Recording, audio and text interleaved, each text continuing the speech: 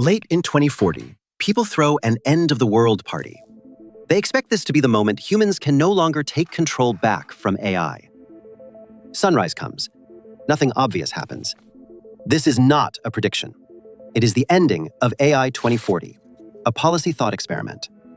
The mystery is how its imaginary world bought 11 years, and why the country America is told to beat is the country the plan cannot work without. That sounds impossible. But a thin bridge already exists. Both governments joined the 2023 Bletchley Declaration on Frontier AI Risk. In 2024, they held an intergovernmental safety dialogue in Geneva. Later, their presidents agreed that humans, not algorithms, should retain nuclear use authority. None of this is Plan A. The same relationship contains export controls, accusations, and a race for chips. Cooperation and competition are not opposites here. They occupy the same table. In the story, the clock jumps to 2029. AI is beginning to automate AI research, so every better system helps design the next one. Without a deal, the authors put full automation and superintelligence near 2030, though they admit the date is highly uncertain. Their model forecasts, not measures, 77% of compute owned by the United States, 9% by China, and 14% elsewhere. China fears a decisive American lead. America fears China catching up or cheating. Racing looks reckless. Stopping alone looks worse. Why would China say yes? Not because it becomes altruistic. In the author's logic, continued racing compounds the American lead. A US winner could make China permanently weak. A misaligned winner could make both countries irrelevant. China only has to prefer a survivable balance over a race it may lose. The authors are explicit. They are not confident China would agree.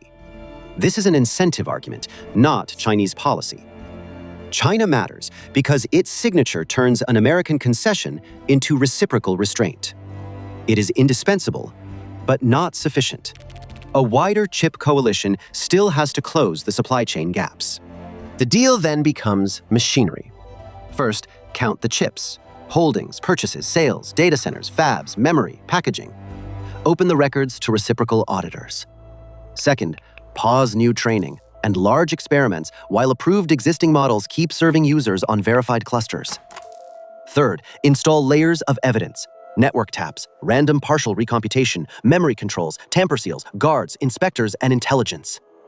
The first question is not, is this AI safe? It is narrower. Are these chips training anything new? And here the plan gets honest. A cheap, nation-state-proof verifier is not sitting on a shelf. If the elegant system is late, the blunt fallback may be to turn most of the machines off. Here is the reversal. The United States and China do not have to trust each other.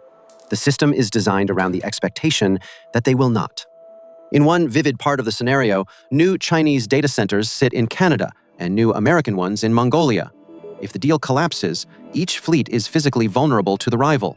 The authors call it mutually assured compute destruction. It is Plan A's darkest idea. Build a larger engine only after inventing brakes. Then, make the engine destroyable if the brakes fail. Friendship is optional. Reciprocal vulnerability is not. Even a successful deal does not make the future painless. In the scenario, transparency exposes deceptive AIs, sabotage attempts, and systems reaching for unmonitored compute. Automation still erases jobs and concentrates wealth. By 2035, the legal frontier reaches roughly top human expert AI. Then, the safety arguments stop scaling. Researchers can explain why the present systems are manageable, but not why a more powerful successor would remain under control. So they stop. That pause is the emotional center of the story. Saved does not mean everyone is safe or prosperous. It means humanity has preserved something easier to lose than to regain: the ability to say no before the next training run. What do 11 years buy? Not certainty, capacity. The plan makes nearly all frontier research visible: algorithms, code, experiments, safety cases, while keeping model weights and some sensitive state locked down. More labs and countries can scrutinize the frontier instead of one company deciding for everyone.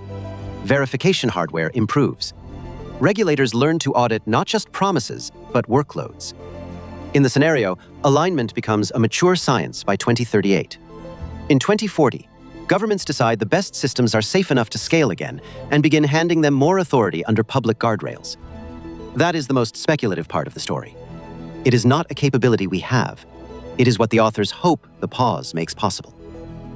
The point of slowing down is not to do less forever.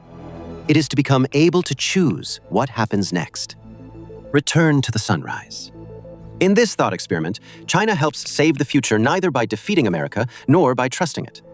It helps build a system in which neither side has to race blindly. The question is, which pieces, dialogue, compute accounting, verification, transparency, reversible commitments, we can build before a crisis? The red fuse was always a thread. The future holds because someone learned how to stitch with it.